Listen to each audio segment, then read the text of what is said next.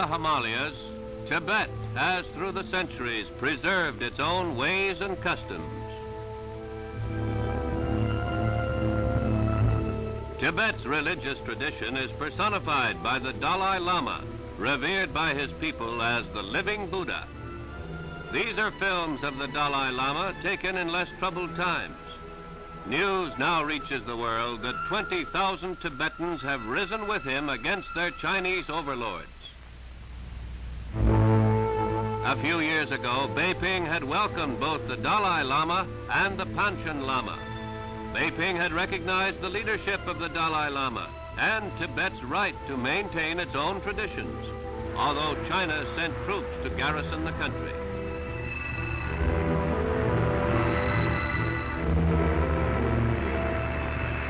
These films, made in 1956, show the Dalai Lama and Panchen Lama on a visit to India. Reports today are that the Beiping government has deposed the Dalai Lama and set the Panchen Lama in his place. The revolt continues. India's erstwhile visitors are today dramatic figures in a troubled land.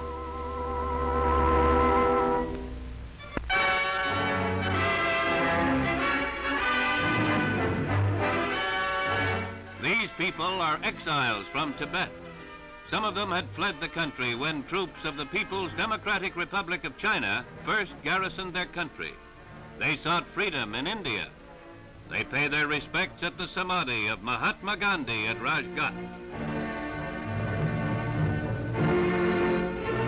India reports that their ranks are being swelled by other refugees from Tibet, including the Dalai Lama. The ceremony is led by Silong Lukongwa, once the Prime Minister of Tibet, exiled by Beiping in 1954. Prime Minister Nehru, who considers Buddha the greatest Indian who ever lived, has granted asylum to the Dalai Lama, spiritual leader of the people of Tibet and of many Buddhists around the world. The deep-rooted sympathy of the people of India has been expressed in rallies demanding freedom for the people of Tibet.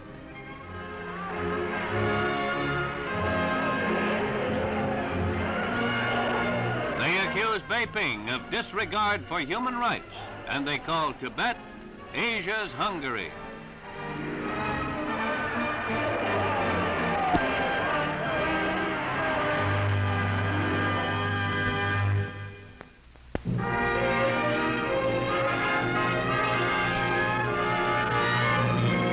At a public demonstration in New Delhi, members of all of India's major parties, except the Communists, condemn the People's Republic of China. One of Mahatma Gandhi's disciples, J.B. Kripalan, is among the speakers at the huge rally. The people of India demand freedom for the people of Tibet.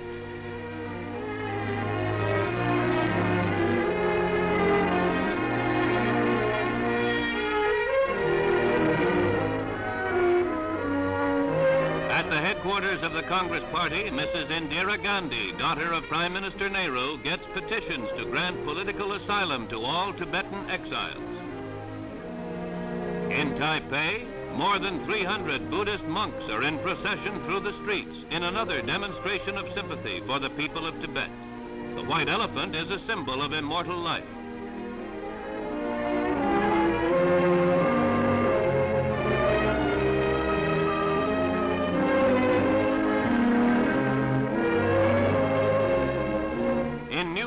The monks lead prayers for all Tibetans who lost their lives and for those who are still fighting for freedom.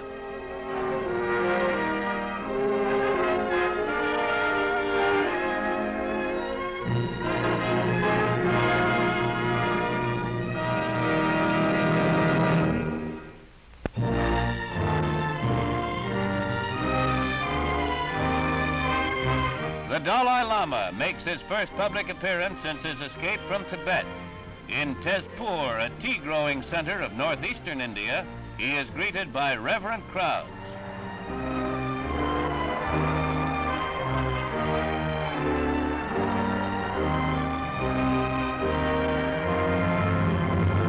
People have come from miles around to receive his blessing.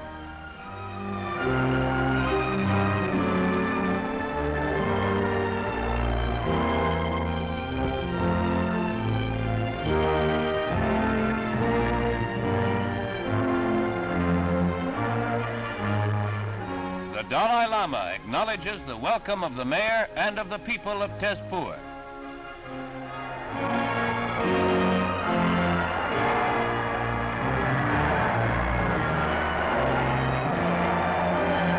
The Dalai Lama issues a statement condemning Beiping for breaking promises to respect Tibet's rights.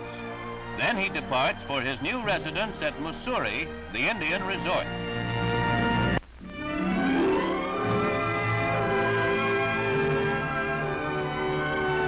In the mountain resort 400 miles north of New Delhi, the people of Mussoorie await the arrival of Prime Minister Nehru. Their small town has become a center of world attention. It is here that the Dalai Lama of Tibet is living in exile.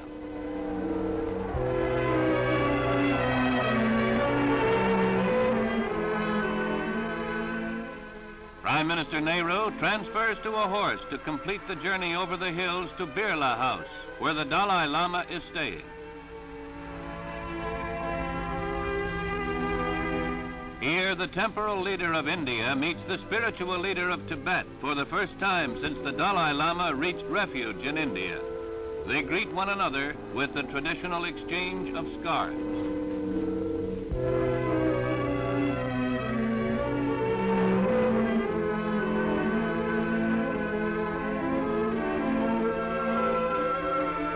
They have much to talk about, for much has happened since 1956, when the Dalai Lama last visited India. Prime Minister Nehru reports that the Dalai Lama told him of the growing resentment of the people of Tibet, of poor living conditions, and of the feeling that even the religion of Buddha was being endangered.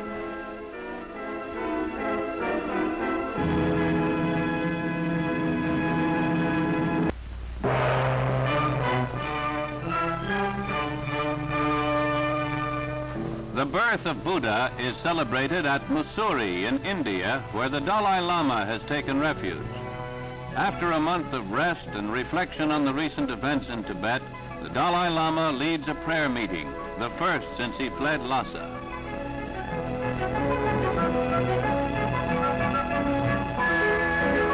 The Dalai Lama speaks in Tibetan.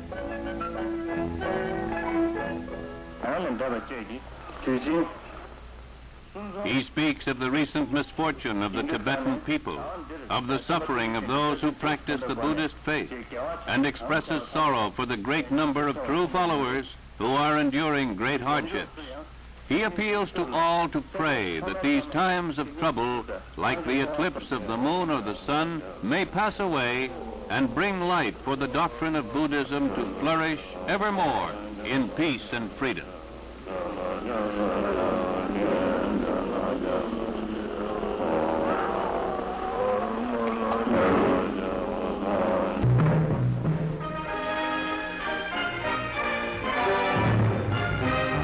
The Dalai Lama holds a press conference at his place of exile in northern India. 100 newsmen from all parts of the world come to hear the young ruler and living Buddha of Tibet, who begins by saying that he must break his long silence and speak out in behalf of his people. He terms it an appeal to all peace-loving and civilized nations.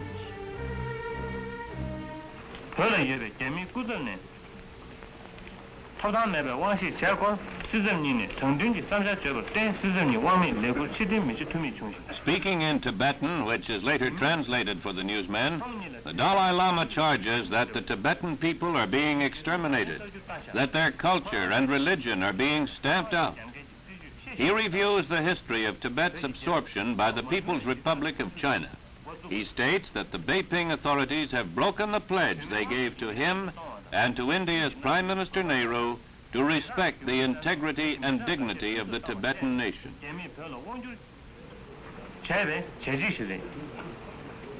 Earlier in his statement, he declared that in the interests of his people and his religion, he was appealing to the world to protest against what he termed the harassment and persecution and terrible deportation and execution of innocent men.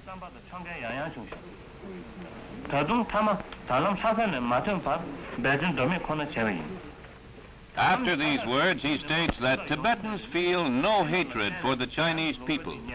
As believers in Buddhism, Tibetans welcome change and progress, but they will stoutly resist the oppression and plunder now taking place in the name of reform. Tibetans will insist on a return to the freedom they enjoyed prior to 1950. In answer to questions, the Dalai Lama indicates that he may take the Tibetan issue to the United Nations if no peaceful settlement can be reached with the People's Republic of China.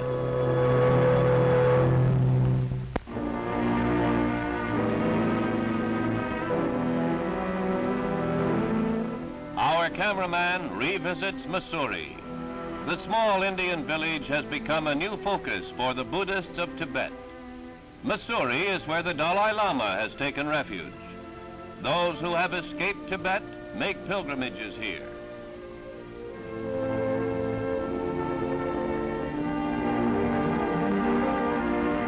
Life goes on for the refugees, though their hearts are with their people in Tibet.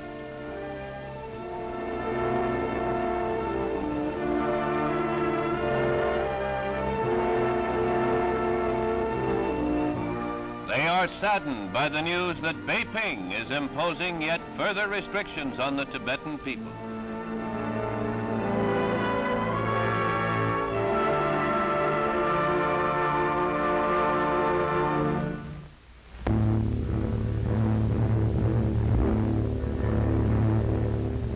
Thousands crowd the railway station in New Delhi to welcome the Dalai Lama, making his first visit to the capital of India since his escape from Tibet. There are shouts of "Long live Tibet's freedom" in one of the most tumultuous receptions in New Delhi's history.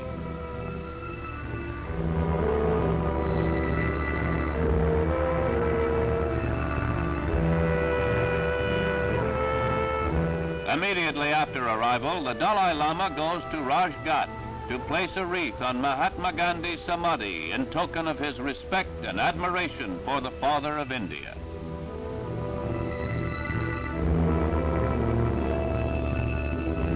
At Government House, the 23-year-old Tibetan leader is welcomed by India's President Rajendra Prasad.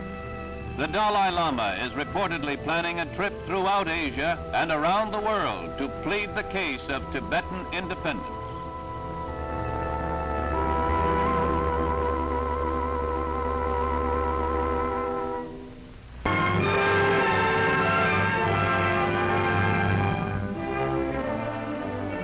At the residence of Premier Nehru, Mrs. Indira Gandhi welcomes the Dalai Lama, making his first visit here since fleeing Tibet.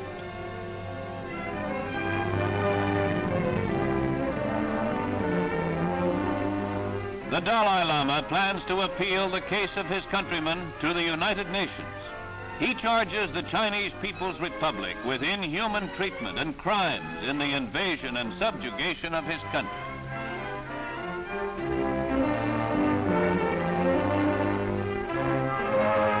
In the Philippines, the birthday of the late Ramon Magsaysay is commemorated by the presentation of awards in his name to Asians who have made outstanding achievements in education, community leadership, and journalism.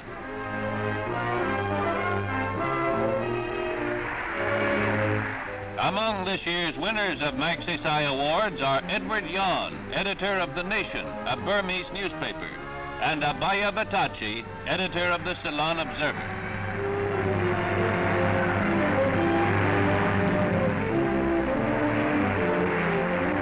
Yalo Tundup accepts an award in behalf of his brother, the Dalai Lama, honored for the defense of his people's right to worship.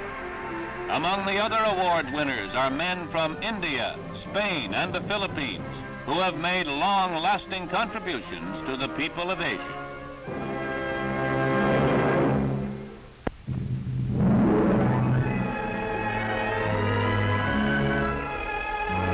Nestled in the hills of northern India, the town of Mussoorie is a center of interest for distinguished jurists from 9 countries of Asia, Africa, and Europe.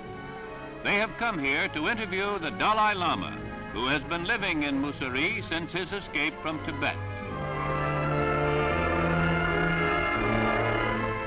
The Dalai Lama meets the jurists from India, the Philippines, Ghana, Norway, Ceylon, Burma, Malaya, Thailand, and England. They have formed the Legal Inquiry Committee on Tibet. The committee is collecting documents, statements, and other evidence for a report with particular attention to the question of violation of human rights in Tibet. The Dalai Lama thanks the Commission for its efforts to place before the world the true facts about Tibet and offers what information he has about the case in the hope that justice may be done.